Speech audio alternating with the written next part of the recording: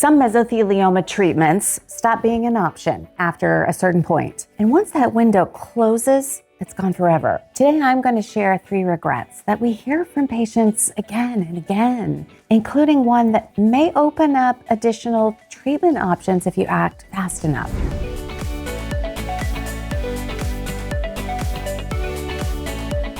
Hi, I'm Deborah from Surviving Mesothelioma. For almost 20 years, we've helped over 18,000 mesothelioma patients understand their treatment options. We've also published the best-selling book, Surviving Mesothelioma. This is written by the world's longest living mesothelioma survivor. I'm gonna leave a link in the description where you can get this book for free. Okay, let's get right into it, starting with regret number 1. Not discussing every treatment option. Some people think chemotherapy is the only way to treat cancer, but there are multiple approaches to dealing with mesothelioma. Yes, chemo is one of them, but your doctor may also recommend surgery, radiation, immunotherapy, and there are experimental approaches as well. So knowing all of your options may help you have better conversations with your medical team. But many people with mesothelioma feel they only learned about those options later on. A 2019 study in the scientific journal Supportive Care in Cancer surveyed 78 people with pleural mesothelioma,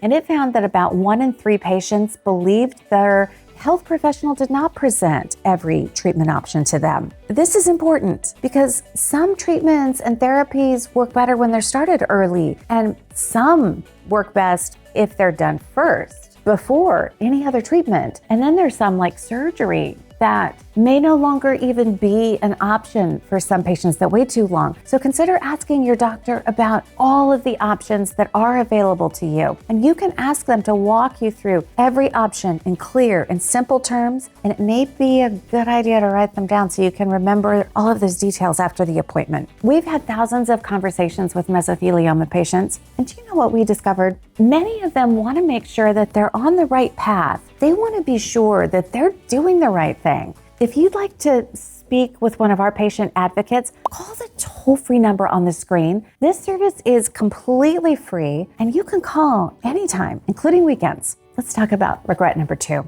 not mentioning personal treatment goals. Okay, some patients think that you should take any treatment that may help you live longer. But did you know that many cancer patients regret their treatment decisions? And it doesn't happen to everyone, but a 2024 study in the Journal of Cancer Research and Clinical Oncology looked at 207 patients with different kinds of cancer who got radiation therapy. And about 1 in 5 of those patients said they strongly regretted getting radiation. And it's not just radiation. A 2025 study in the medical journal Cancer looked at 623 patients with advanced cancer. Those patients were given systemic therapies. Okay, that means drugs that are injected into the bloodstream like chemo or immunotherapy. And guess what? About 1 in 5 of those patients experienced either moderate or severe regret about their treatment decision. Now, to be clear, these weren't not mesothelioma patients. They were people with other types of cancer. But what it shows is treatment regret does happen. But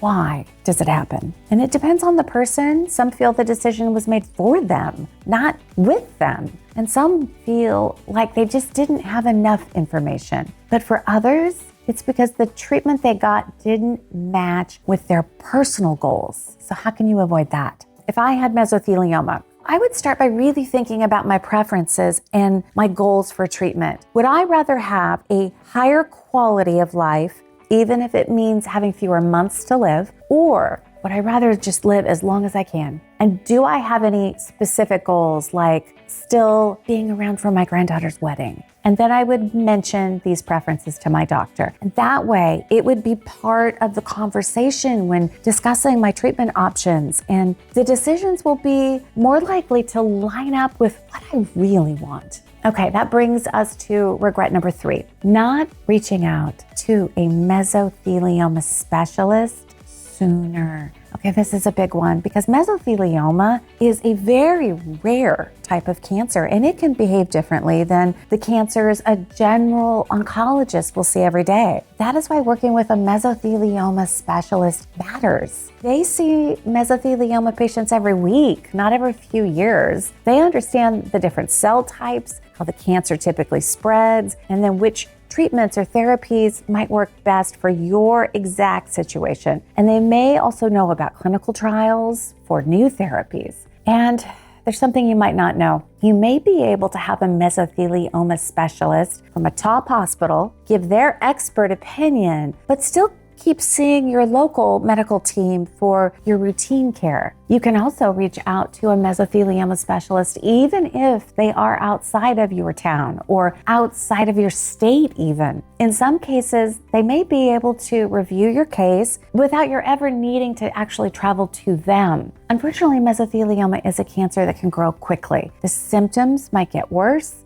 and some of the treatment options may no longer be on the table for patients who just wait too long. So getting your case seen by a specialist as soon as possible could potentially make a big difference to your survival. So where do you go from here? If I had mesothelioma, these are the 3 things that I would do now instead of later. So first, I would ask my doctor about all of my treatment options. I would want to make sure that I know what is available, what are the potential benefits, and what risks are involved. Second, I would talk to them about my personal goals for treatment. I would be so clear about what matters most to me, and whether that is a higher quality of life or time with my loved ones or something else. And then third, I would ask for a referral to a mesothelioma specialist at an academic cancer center. Plus, I would call the number on the screen. It's toll-free. Look, these patient advocates can help you find some of the best mesothelioma specialists that are in the country, including those that you don't have to travel to. Stay strong.